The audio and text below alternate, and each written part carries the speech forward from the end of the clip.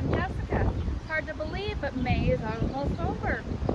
I apologize for the noise. It's a bit breezy here today, which is actually pretty welcome. Helps keep the flies away. So, what's been going on this month? Well, first I'm going to start with some of the stuff that's been going on off the farm. As you probably realized from my past videos, I'm kind of a homebody. But this month I've been spending more time off the farm with various activities. One thing I didn't get to go to, but I'm very excited about, my nephew Dylan graduated from Indiana State University with a degree in construction management. I'm sad I couldn't go, but I'm really, really proud of him. My nephew Caden graduated from high school, as well as my niece Madison. And then my youngest niece Brinley just turned 10.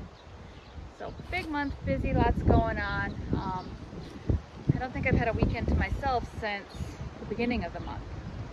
And then this weekend, a co-worker is getting married.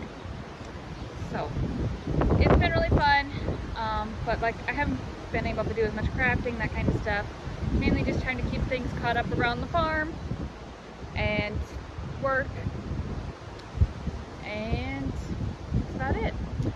So another fun thing I did this month was some of the ladies from my cross stitch group came out to visit, and we had a stitching day here on the farm. We had beautiful weather, couldn't have asked for better. It was about 70 degrees, sunny, nice breeze, not too windy, but just breezy enough to keep the flies away.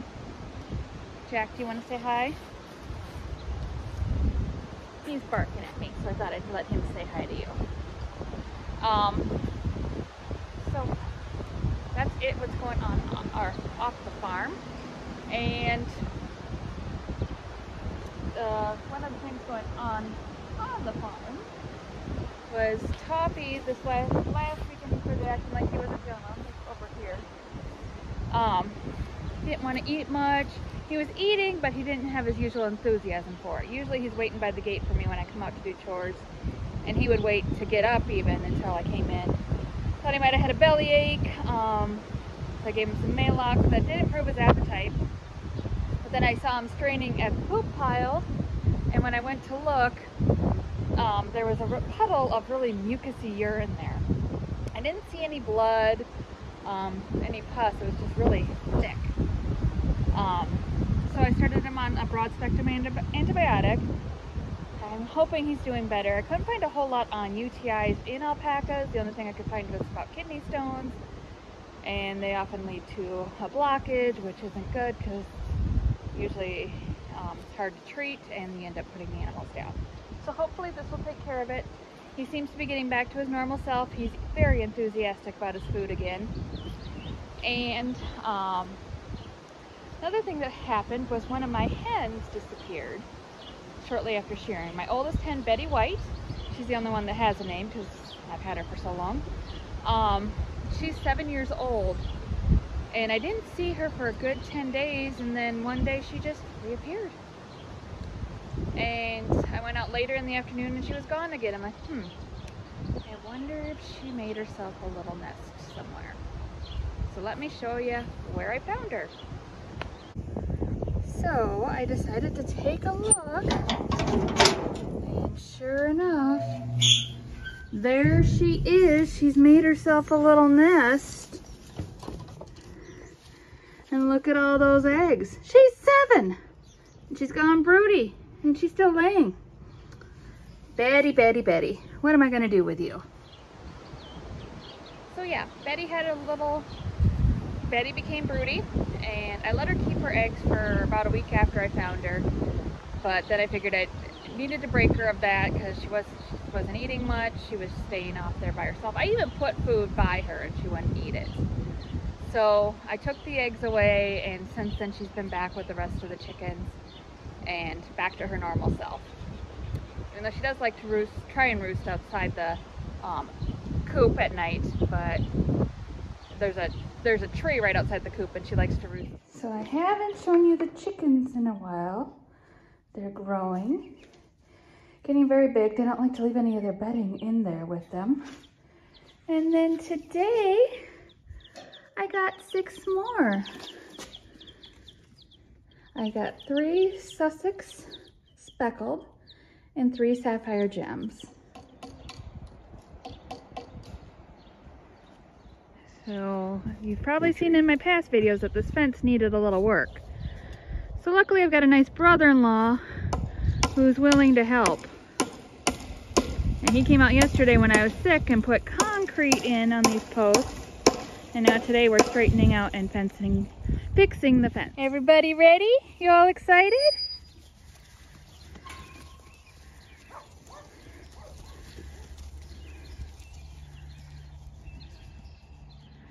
So they get to enjoy time in the pasture, and I'm gonna work on this mess.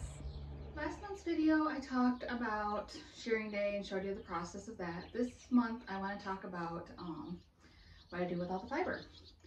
So today I spent the day going through my fleeces. I showed you that in a video, I think it was episode 5 or 6, what I do. But I just make sure it's at least 3 inches long. I pick out some of the vegetative matter that's not supposed to be there. That's, you know, hay, leaves, whatnot, all kinds of different things. So I've got Hershey, Andy's, and Nestle's fleeces ready to go. Those are their fleeces from 2022 and 2023. They are going to the mill on Saturday, and they are going to be made into yarn. And talked about this in the past, some of the things I've made with my yarn. My biggest thing is making mittens. I also sent some fleece off a few months ago with my friend Wendy, who has Lester's sheep, and we're having yarn made. We did the same thing about 4 years ago. We discovered that she had a sheep and I had an alpaca that were about the same color, and we had a yarn made from that. So this is made with Toffee's fiber and Fatima's wool. And the pattern is Pina by Bristol Ivy. I made this in 2020. It was one of my quarantine projects, and it's actually one of the proudest things I'm most proud of making. Another fun thing I like to make is little alpacas, and this is Alpaca pattern by Susan B. Anderson of Barrett Wool Company. Some other things I've done with my fiber. A few years back, I made dryer balls. And I'm kind of thinking I should maybe start making these again. It is quite a process to make these. It's unbelievable how dirty the alpaca fiber is. I think it took me about 5 or 6 rinses to get all the dirt out before I could even start felting them. And what I do is I hand felt the wool after it's clean, or the fiber after it's clean. And then I put it in a nylon and I run it through the washer a couple times. And that helps felt it more, make it really solid. And some people will also do some needle felting to it as well, just to help things stick together. Cats love these. A dog, though, will tear them apart. I've had that happen more than once. How they work is they are a natural static reducer. They also help take anything, you know, like if you have Kleenex or that kind of they help keep things from sticking to your clothes, like dog hair, cat hair, which of course I have a lot of. And they also help speed up the drying time for bigger items like comforters or quilts. And then one last project that I've done with my fiber. This is actually the second time we did this, a group of us. Unfortunately, that group is no longer active. We made socks. And this is the 6 farm sock. You can get it at northstarfarmtour.org if you'd like a pair. And it has both types of alpaca, Wakaya from mine, Alpaca's Toffee, and his mom, Vanilla Cappuccino. It has baby doll self-down and wool. It has Surrey alpaca. It has mohair. It has Leicester wool, and it has yak. So very special socks. They're very warm, very soft. And those are available, like I said, at northstarfarmtour.org. And they're $28 a pair. A few years back, that same group also did a farm to fashion project. I'm going to link that in the description if you want to watch it. The information about that. And I'll include some pictures here too. Christoph was one of the models for that. And some people just sell the raw fleeces. I haven't really gotten into that yet, but Going through my fleece closet, which is right behind me here, I'm thinking maybe I should, because that closet is pretty full of fleeces that I haven't sent off yet to be made into yarn. Some of the fiber, when I sort through things, just ends up on the manure pile. It'll compost. I just mix it in with the manure and that'll all break down. If you have any questions about what to do with fiber, just let me know. I'm happy to answer them. So this morning I'm getting to spend some time outside. We've had a break in the rain this week, thank goodness, because there is water standing everywhere. So I'm cleaning the boys' pen this morning while they eat their breakfast. They're all just kind of hanging out. All right, so let me show you what I've been making these last couple of months. I finished a pair of socks. This is the Golden Girl colorway from Molly Klein Design. I think our yarn is actually Sweet Tea Yarns. And then I might have shown you this already. I finished the April month to month. It was daffodils. And then this is May's. It's flowers. I'm almost done with June's. I have the big one done. And I'm partway done on the small one. I'm going to have that done by the end of the month. So my whips. I started my first muscle burrow, I think in April. And I thought I'd make these for each of my brother-in-laws and my nephews this year for Christmas. But as long as this first one has been taking me, this first one's for me, because I always like to try out the pattern before I give anybody something made, a certain pattern. And so it's the end of May, and I've got quite a ways to go. So hopefully one of my goals for June is to get that finished. I also brought my Nordic Night sweater back out of hibernation. And I've made quite a bit of progress on that this month. I've finished the color work and I've split for the sleeves and gotten about 40 rows done on the body. It says in the pattern to knit until this part under the arm is 10 inches long, but the picture looks like the sweater is kind of cropped, so I'm going to make it at least 12 inches long, possibly 14. I like my sweaters a little longer, and I don't like my belly showing when I lift my arms up. But that's coming along really well, and my goal is to finish that by the end of June. I want to enter that in our local fair.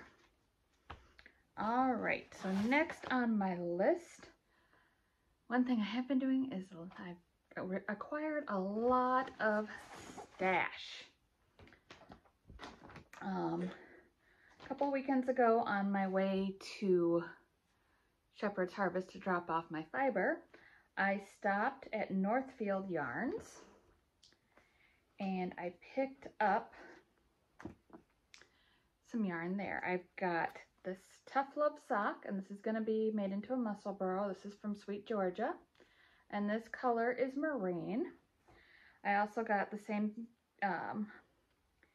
yarn, Slate. This is color, nice dark gray. And then I picked up my mini set that I'm going to use for the next mystery gnome. It's called The More You Gnome. I'll post a little graphic from that right there. And that starts on June 1st. And then at Shepherd's Harvest, I stopped. My one brother-in-law wanted red, white, and blue yarn, so I picked this up from him. This is from Sun Valley Fibers. I just had the tag and I don't know where it went. So other things I bought recently. I've been shopping online a lot. One morning I woke up at 4:30 in the morning, couldn't fall back to sleep. And I saw an ad from Jimmy Bean's Wool for an alpaca tape measure. And I couldn't resist. It was way more than I normally would pay for a tape measure, but too cute to resist. Oh, another thing I got at Northfield Yarn, this gauge measure tool. So you can count your stitches per inch. Vita Lifestyles think it was back in April, she had a yarn parlor collection. April or March she released this. But I don't think I got it until April at least. And based on ice cream colors. So I got a couple of mini skeins because I thought they would be fun for a gnome, or maybe even, this one I'll just probably use for a gnome. This is creamsicle. This one I might use to make like the toes and heels on a pair of socks. This is chocolate fudge. And then mint chocolate chip.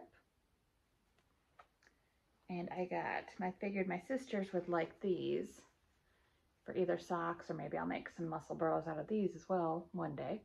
And this is Neapolitan. In addition to buying myself all kinds of stuff recently, I've gotten some really nice gifts. So, one day I got a surprise blue box in the mail. And I'm like, oh, that's weird. I couldn't see what it said on the outside because it was all wrapped up. But it's a little llama. His name is Lawrence. My sister Joanna and her husband sent me this. And then last week, I had the girls from my stitching group out to the farm. I talked about that earlier in the video. And a couple of them brought me some really nice gifts. Mara from Mara's Mercantile gave me this little bag.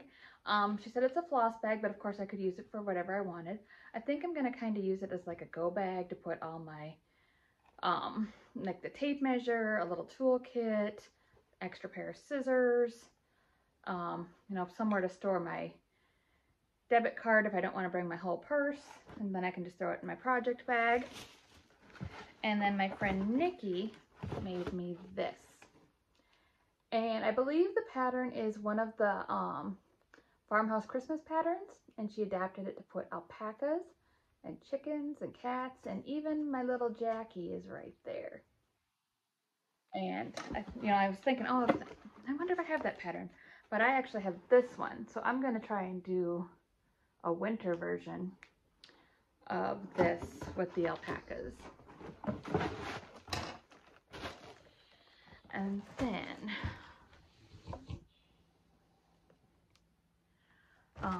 when I went up to Shepherd's Harvest, I also went to visit my friend Wendy. When I talked about earlier in the video how Wendy and I had done a yarn collaboration and our yarn was in.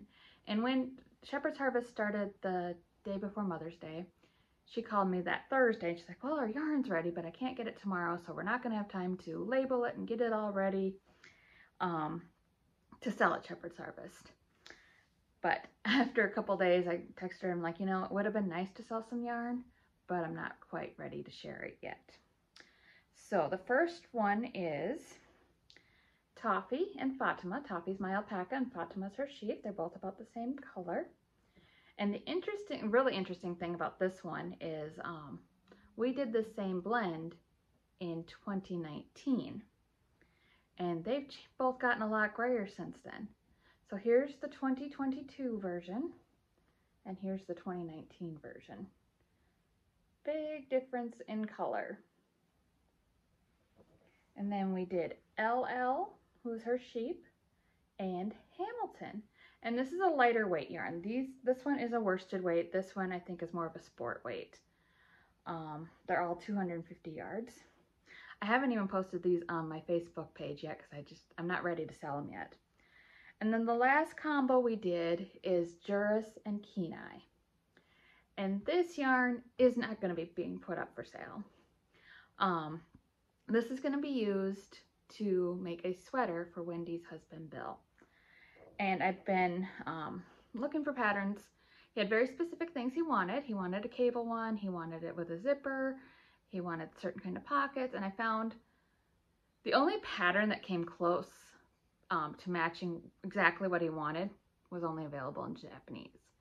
So I found another pattern that I'm going to use as my template, and I'll post that picture here. And I bought a book of cables. I've done a lot of cabling, so I'm very familiar with it, and I'm going to figure out the stitch count and work all those cables into the pattern. This is the inspiration picture, and it is a really spectacular sweater, and it's going to be a lot of fun, and it's definitely going to be a challenge, But that's another reason I want to get my sweater done by the end of next month, so I can put all my energy into focusing on Bill's sweater. I also, I'm not going to do whip go anymore. I've decided I really want to focus my energy on finishing the most important projects to me. And those are finishing the month to month. So after I finish June's, I've already got July's kitted up and ready to go. And that one is watermelon. And then I've got the August one and September. And then I'll be done with those. After I finish those, the next project I want to finish is going to be Platinum Jubilee by the Primitive Hair. I think I've mainly got just the tiara left on this one. I don't think I'm going to do the writing. I think I'm just going to do the portrait part. I just like the way that looks, makes it look like a black and white portrait. And then after I finish that,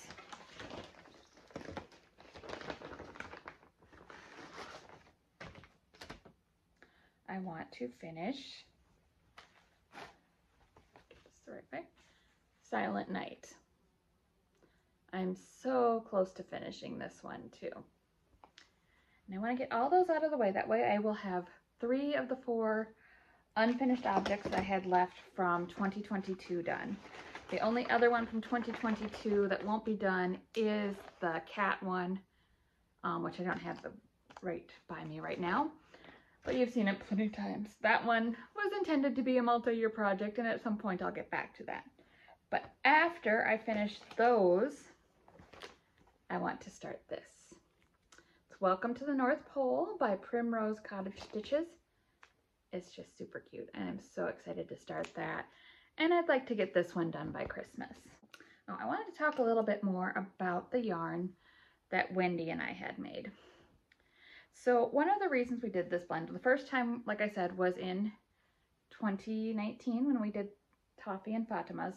We were at an event for our Farm to Fashion project. And she had a fleece from Fatima, and I don't think I had Toffee's yarn with me. I actually think I had Sven's. And I'm like, I have an alpaca that's almost the same color as your sheep. And right then and there, we're both like, well, we should do a collaboration. And that's the one that I showed you earlier in the video that I had made the sweater with. And when we got it back, it was during that year's farm tour. That was actually the last farm tour that we did. And I was asking Wendy, I'm like, well, how much do you think we should sell it for? I mean, how much does it cost per skein to make, blah, blah, blah. And she goes, I'm keeping this. I don't want to sell it. I'm like, huh, well, if she's going to keep hers, I'm going to keep mine too. Which is something I very rarely do. Most of the stuff I make with yarn from the farm, I consider working yarn. And I use it for, I either sell the yarn or use it for projects that I'm going to sell. So one of the benefits, both the fibers improve each other. The alpaca's main job in this yarn is to make the Leicester wool softer. The Leicester wool adds luster. You can especially see it, I think, in the white, which is, it has a very brilliant sheen. It's kind of hard to translate on camera, but it is really nice and shiny, which alpaca isn't always that shiny unless it's Surrey. The Leicester wool also gives it elasticity. The yarn goes a lot further. When they brought their bags of wool, I'm like, I've got these puny little bags of alpaca fleece, and then they've got these contractor bags full of wool. So, and I think this blend, the original blend I think was like 17 pounds. And I think it was pretty, or this was 17 pounds. I know we were talking about this one just yesterday when she did a Facebook Live of her shearing day, which was really fun to watch. And then Juris is a very special sheep to Bill. It's one of them, it was one of their bottle babies, so he really bonded with that sheep, and he's still a favorite. Saw him getting shorn yesterday, and he's still really, really black. He's got absolutely gorgeous fleece. So, adds bulk. I was talking about the benefits. Adds bulk to the alpaca. Like my skeins are only about half this size. They're so much smaller than these. And the wool adds elasticity, it adds memory, and it just makes for a much stronger yarn. I think I said it before, but I'm going to say it again. I would never make a sweater with just alpaca because it would stretch out. It wouldn't hold together like I would like it to. So that is going to be my big project. My goal is to get it done by Christmas for Bill. Wish me luck. It's definitely going to be a challenge, but it's going to be a lot of fun. All right, ladies. Ready to go out in the pasture? Are you excited?